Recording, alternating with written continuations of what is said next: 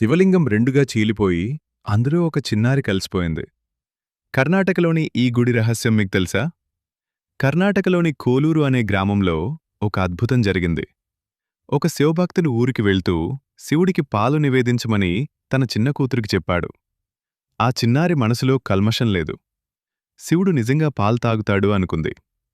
గుడికి వెళ్లి పాలు పెట్టినా శివుడు తాగకపోయేసరికి, స్వామీ, పాలు బాలేవా? పంచదార ఎక్కువైందా? నువ్వు తాగకపోతే నాన్న నన్ను కొడతాడు అని ఆ పసిబిడ్డ బోరున ఏడ్చింది.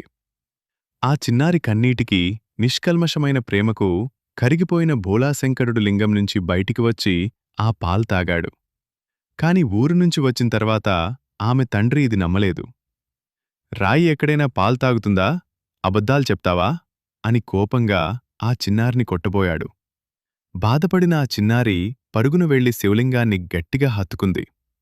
అంతే, శివలింగం రెండుగా చీలి ఆ పాపను తనలో ఐక్యం చేసుకుంది. సాక్షాత్తు పరమశివుడే ఆమెను తన బిడ్డగా స్వీకరించాడు. ఫ్రెండ్స్, ఈ వీడియో మీకు నచ్చితే ఓం నమః శివాయ అని కామెంట్ చేయండి.